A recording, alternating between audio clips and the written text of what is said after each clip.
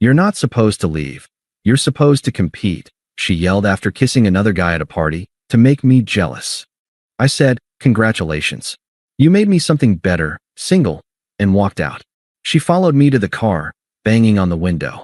I drove away. Hey viewers, before we move on to the video, please make sure to subscribe to the channel and hit the like button if you want to see more stories like this. Thanks. The music was a dull throb in my chest, and the air in Jake's apartment was thick with beer and cheap cologne. I was searching for Chloe, a fresh drink for her in my hand, a peace offering. We'd had that same, tired argument in the car on the way here. You're in your own head tonight. You're not even present with me. I'd sighed, told her I was just tired from work. It was the wrong answer. The right answer was supposed to be a grand, immediate gesture. Pull the car over, look into her eyes, and promise her the moon. But after 5 years, the moons I'd promised were collecting dust in some emotional warehouse. I was out of grand gestures. I just had a lukewarm beer and a hope that the party noise would drown out the tension. That's when I saw her. Across the crowded living room, out on the dimly lit balcony. Her back was to the glass door, her blonde hair catching the faint light from the street lamp below. And there was Mark, the guy from her spin class, facing her. He was all smarmy smiles and open body language. He leaned in, and Chloe leaned in to meet him. It wasn't a surprise attack. It was a slow, deliberate convergence. My feet rooted to the floor. The crowd near the balcony door noticed, a few whoops cutting through the music. Someone yelled, "Get it, Mark." But her face, that's what froze the scene into a sickening tableau. As her lips met his, her eyes, her beautiful, hazel eyes I'd stared into for half a decade, drifted over his shoulder. They found me in the crowd. They locked onto mine. And she didn't flinch. She didn't pull away in shock or guilt. She held the kiss, and she held my gaze. A challenge. A declaration. My stomach didn't drop. It crystallized into something hard and cold. This wasn't a mistake.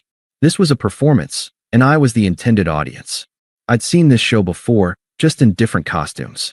A memory flashed, clear and sharp, finding a rumpled dinner receipt in her jeans pocket a year ago. Table for two. The Oceanair. $180. A male colleague's name scribbled in the tip line. My heart had hammered. I presented it to her, my voice tight with hurt. She'd taken it, her face a mask of innocent confusion, then feigned surprise. Oh, that. God, Leo, it was a team celebration. His card declined, so I paid and he Venmo'd me. You're not jealous, are you? I'd been so relieved I'd bought her flowers the next day. Big, expensive lilies. Wrong move. She'd been distant for a week. Later, during a fight, she'd spat it out. You should have been furious. You should have demanded to know what he was doing buying my dinner. The flowers just made you look weak. Like you were rewarding me. The game. Always the game. And I just failed to play correctly. The kiss on the balcony broke. Mark, looking pleased with himself, whispered something in her ear. She laughed, that tinkling, fake laugh she used when she was putting on a show, and glanced at me again. The message was clear, your move. The cold crystal in my gut spread through my veins. The noise of the party faded into a distant hum. I placed the 2 beers I was holding carefully on a nearby bookshelf. I felt remarkably calm. The confusion, the searing hot pain of betrayal. It was there, but it was buried under miles of this new, glacial clarity. I walked to the balcony door. The small crowd parted for me, sensing drama. I slid the door open. The cool night air hit my face. Mark saw me first, his smirk faltering. He had the decency to look like a kid caught with his hand in the cookie jar and took a half step back. Chloe turned. Her cheeks were flushed, her eyes bright with adrenaline and victory. She was braced for a scene. She was ready for the fight. She was hungry for it. Leo, she said, her voice a mix of defiance and mock surprise. There you are. I was looking for you. I didn't look at Mark. Get lost, I said, my voice flat. He didn't need telling twice, slinking back into the party like a shadow. It was just us two on the balcony. The distant city sounds filled the silence between us. What? She demanded, crossing her arms. You've been ignoring me all night. Don't look at me like that. Like what? Like I just committed a crime. It was just a joke, Leo. To wake you up. She took a step closer, her scent, the perfume I'd bought her for her birthday, hitting me. It felt like a violation. See, she said, a triumphant little smile playing on her lips. The same lips that were on Mark seconds ago. Now I have your attention. Was that so hard? A joke? A wake-up call? The script was so familiar it was pathetic. The receipt, the accidental text messages from exes left unread on her screen, the stories about guys hitting on her at the gym, they were all flares shot into the sky, demanding I scramble the jets and come to her rescue. To prove my love through the intensity of my jealousy. And I always had. Until now. The last of the emotional static cleared. The picture was perfectly sharp, and it was ugly. I looked at her, the woman I thought I'd build a life with, and I felt nothing but a profound, weary distance. She misread my silence for speechlessness, for the prelude to an explosion. She pushed harder. Well, aren't you going to say anything? Or are you just going to stand there and pout? I took a slow breath. The cold inside me was absolute. It was peace. Congratulations, I said, my voice quiet, steady, and utterly empty of the fire she wanted. You made me something better, single. Her triumphant smile vanished. Confusion, then disbelief, then anger flashed across her face in rapid succession. I didn't wait for the next line. I turned my back on her and walked toward the balcony door. Leo, her voice cut through the night, sharp and commanding. Where are you going? I slid the door open and stepped back into the wall of sound. I didn't look back. Hey, you're not supposed to leave, she yelled, her voice chasing me as I moved through the crowd, heading for the front door. People were staring. You're supposed to compete. Her words, screamed across a crowded room, hung in the air. The final, unvarnished rule of her world. I wasn't a partner. I was a contestant. And I had just walked off the stage, silent, my mic dropped. The last thing I heard as I pulled the apartment door shut behind me, muffling the music and the chaos, was her voice, shrill and furious, twisting from a command into a plea. If you walk out that door, we're done. The door clicked shut. The hallway was quiet. I took the stairs down to the parking lot, 2 at a time, the cool, still air of the stairwell feeling like freedom. The cold night air of the parking lot hit me like a slap, but it was a clean, clarifying slap. It carried no scent of her perfume, no trace of the party's stale heat. I focused on the simple mechanics. Find the car, unlock it, get in. My hands were steady. The frantic hammering of my heart in the balcony had given way to a slow, deliberate thud. It wasn't panic. It was a funeral march for something that had died long before tonight. I heard the stairwell door crash open behind me. Leo, stop. Her heels clacked a frantic staccato on the asphalt. I didn't speed up. I didn't slow down. I reached my car, pressed the fob, and slid into the driver's seat. The familiar scent of leather and the coffee I'd spilled last week greeted me. A reality that was still mine. I closed the door just as she reached it. The thud of her palms hitting the window made me jump, a final, physical echo of the shock she'd aimed at me. Open the door. Her voice was muffled but sharp, distorted by the glass. Her face was pressed close, mascara starting to smudge under eyes wide with a new, raw panic. You're overreacting. It meant nothing. I put the key in the ignition. The dashboard lit up, a constellation of familiar, mundane lights. The fuel gauge was low. I made a mental note to fill up tomorrow. Leo, listen to me. She was banging again, a rapid, desperate percussion. You're really going to throw away 5 years because of a stupid kiss? A kiss? It was to make you jealous, you idiot. Because I love you. The word, shouted through a pane of glass, had the weight of a feather. It meant nothing. It was just another tool in the game. Say you love me to get the reaction. I looked at her, really looked at her. The beautiful, furious, terrified face of the woman who had just staged my public humiliation as a test of devotion. I felt a distant pang, like remembering the plot of a sad movie I'd seen years ago. But I didn't feel hers. I was already gone. I started the engine. The soft rumble vibrated through the seat. Her expression shattered. The anger melted into pure, unscripted fear. The performance was over. This was real. She hadn't written this scene. Please, she screamed, her breath fogging the glass. Leo, please. I'm sorry. Okay. I'm sorry. Just open the door. We can talk about this. Sorry. The word she'd wielded as a weapon before. Sorry you made me do that. Sorry you can't take a joke. Sorry you're so sensitive. This sorry sounded different. It was the sorry of consequences, not manipulation. It was too late. I shifted the car into reverse, my movements calm, precise. I checked the mirror. Don't you dare, she shrieked, her fists pounding now. If you drive away, it's over. For real. You'll never see me again. Do you hear me? You're making a mistake. I let my foot off the brake, and the car began to roll backward. She stumbled, keeping up for a step, her hands sliding off the window. For a second, our eyes met through the glass. Her face was a mask of utter, bewildered devastation. She hadn't lost her boyfriend. She'd lost her audience. Her favorite player had quit the league. I turned the wheel, shifted to drive, and pulled away. In the rearview mirror, I saw her standing alone under the orange glow of a parking lot light. She grew smaller and smaller, a solitary figure in a too small dress, her arms hanging limp at her sides, until I turned the corner and she disappeared from view. The silence in the car was immense. It wasn't empty. It was full. For the first time in years, the silence wasn't something to be anxiously filled with a promise, a plan, a grand gesture. It was just peace. It was mine. I drove straight to my apartment. Not our apartment. She'd never officially moved in, but her presence was an occupation. The throw pillows she'd picked out, the specific brand of fancy hand soap by the sink, the drawer full of her hair ties and forgotten lip glosses. I walked in and stood in the center of the living room. I didn't cry. I didn't break anything. I just breathed. Then, I got to work. I took the empty cardboard box from a recent online delivery. I went to the bathroom first. Her shampoo, her expensive face creams, the pink razor. Into the box. I cleared the drawer. Hair ties, bobby pins, 2 tubes of that lip gloss. The living room, a novel she was reading, a charging cable she'd left. The kitchen, her favorite mug, a half-empty bag of coffee she liked. It was a clinical, unhurried process.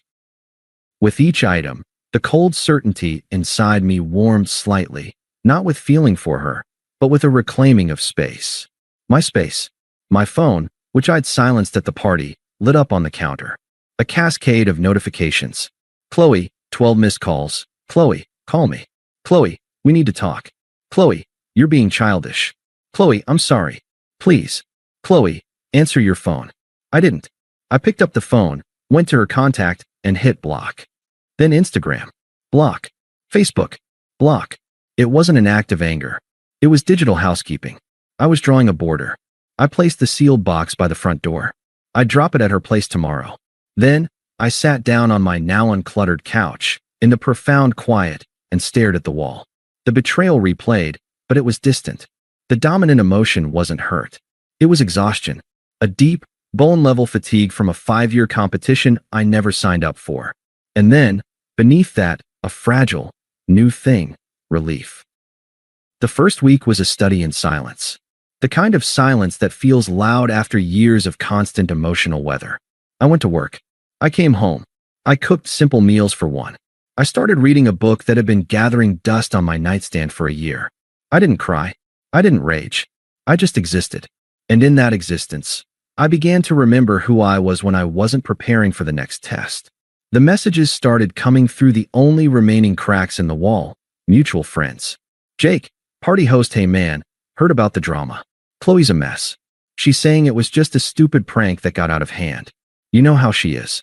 Might be worth hearing her out. I stared at the text. You know how she is.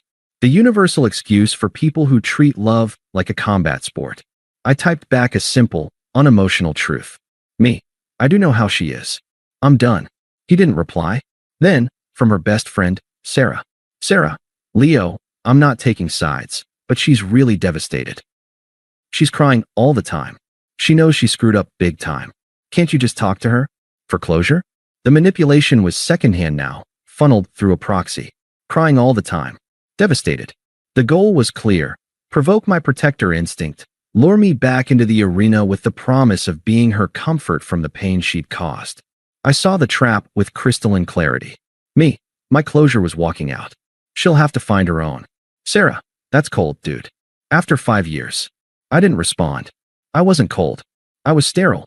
I was healing, and I couldn't risk infection. The grapevine, which I did not tend to but could not help but hear whispers from, began to bear bitter fruit. I heard it from a coworker who was friends with someone in Chloe's spin class.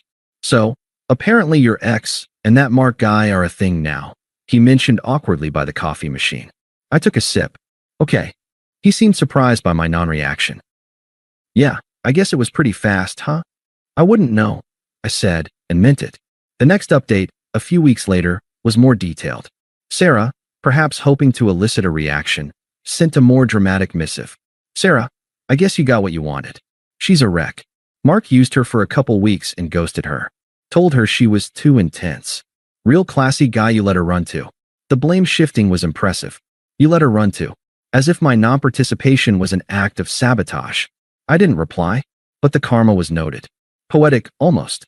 The prop in her play had rejected the lead actress for overacting. The final social update came through Jake again, who'd been mostly quiet. Jake ran into Chloe at the store. Looks rough. She's kind of burning bridges. Yelling at everyone for not being on her side. It's a mess. Anyway, hope you're good, man. The report was clinical, but the subtext was clear. Her support system, the very audience that had hooped at her performance, was growing tired of the endless, one-woman show. The drama had no target anymore, so it was splashing on everyone nearby. Too intense. Meanwhile, my life was undergoing a quiet renovation. I joined a gym, not to get revenge fit, but because I had time and needed an outlet. I reconnected with an old friend from college for a beer, and we talked about baseball and work, not relationships. I deep cleaned my apartment. The box had been delivered the day after the party, left on her doorstep without a note. I'd driven away before she could appear. One Saturday afternoon, a month in, I was assembling a new bookshelf, something I wanted, with clean, modern lines, not the rustic chic she would have insisted on. The sun was streaming through the bare windows. My phone buzzed with an unknown number. A part of me knew. I let it go to voicemail. An hour later, a notification popped up. Voicemail received. I finished tightening a bolt, wiped my hands, and played it. Her voice was thinner, stripped of its performative edge. It was just shaky and sad. Leo? Hi. It's me. I miss you. I've been doing a lot of thinking. That night, I was so stupid. I was scared you were falling out of love with me. A long pause, a shaky breath. Mark was nothing. A mistake. You're everything. Can we please just talk? Get coffee. I saved the voicemail. Not as a keepsake, but as evidence. Evidence of the shift. The manipulation was still there. I was scared, but it was underscored by a genuine tremor of loss. It didn't move me. It was like hearing a recording of a storm from inside a strong, warm house. I deleted it. Then I blocked the number. The quiet dignity wasn't a strategy. It was a state of being. By refusing to compete, I had disqualified myself from her game entirely. And from the peaceful sidelines, I watched as the game, deprived of its primary opponent, began to consume itself. The voicemail was a tremor, but the earthquake came on a Tuesday evening 2 weeks later. I was at the gym, halfway through a set of deadlifts, the burn in my muscles a clean, honest pain. It was my new temple, a place of repetition and clear progress. No games, just gravity. I saw her reflection in the mirror before I saw her directly. A flash of blonde hair near the water fountain. Chloe. She was wearing yoga pants and a hoodie, but it wasn't the polished, matching set kind she used to wear. This was thrown on, defensive. Her eyes were locked on me, red-rimmed and hollow. I finished my set, re-racked the weight with a controlled clang, and reached for my towel. I didn't approach her. I didn't run. I simply acknowledged her presence with a slow turn. She walked over, her steps tentative. The gym noise, the clanking plates, the grunts, the thudding bass of the overhead music, felt like a shield. Leo, she said. Her voice was raw, scraped thin. Can we talk? Please. Just for a minute. I wiped my neck with the towel. This isn't a good place. It's the only place I could find you. You block me everywhere. The wine was creeping in, the victimhood. She took a ragged breath, trying to recalibrate. I got the box. Thank you for bringing it. I said nothing. There was nothing to say. I listened to your voicemail. I finally said, not to be kind, but to state a fact and move the scene along. My answer is the same. Her face crumpled, but it quickly tightened into anger. The sadness was a layer. Beneath it was the ever-present fuse. You think you're so mature? So above it all, she hissed, taking a step closer. The other gym-goers were subtly averting their eyes, tuning into the drama. You just quit. That's all this is. You're a quitter. I was trying to make us stronger. To feel something real. This was the old script, but the delivery was unhinged, stripped of its theatrical flair. This was pure, Toxic truth. You wanted a reaction, I said, my voice flat. You got one. I wanted you to fight for me, she shouted, her voice breaking. A few people stared openly. I wanted you to show you cared. Instead, you just left. Like I was nothing. Like we were nothing. You made us nothing, I said, the words calm and heavy. On that balcony, you turned it into a public audition. I didn't want the part. Her eyes widened. The logic, spoken back to her so plainly, seemed to short-circuit her prepared arguments. The anger surged, filling the gap. It was ugly and magnificent, the final stripping away of the romantic, drama queen persona. You were lucky to have me, she spat, her finger jabbing toward my chest. I didn't flinch. You'll never find anyone who loves you as much as I did. You know why? Because you're boring, Leo. You're safe. You're a comfortable couch.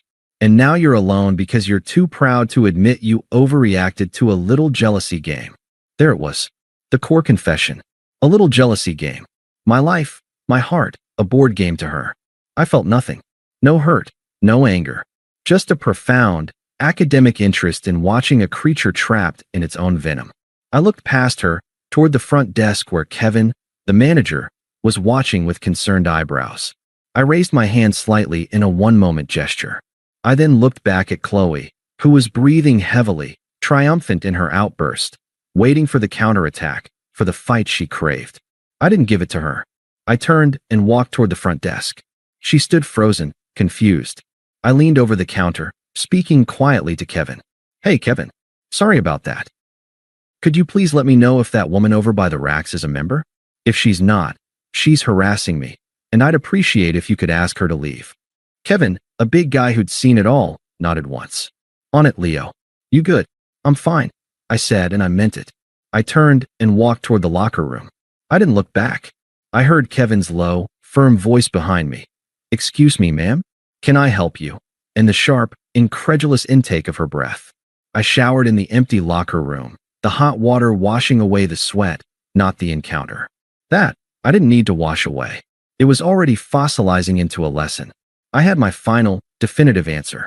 The woman I'd loved was a fiction. The real one was a sore loser screaming in a gym. 6 months to the day after the party, I was at my friend Ben's wedding. It was a low-key, backyard affair. I was there with Mara, a woman I'd been seeing for about 3 months. We'd met at a bookstore. She was sharp, quietly funny, and possessed a profound, calming sense of emotional equilibrium. Being with her felt like speaking my native language after years of trying to decipher a chaotic cipher.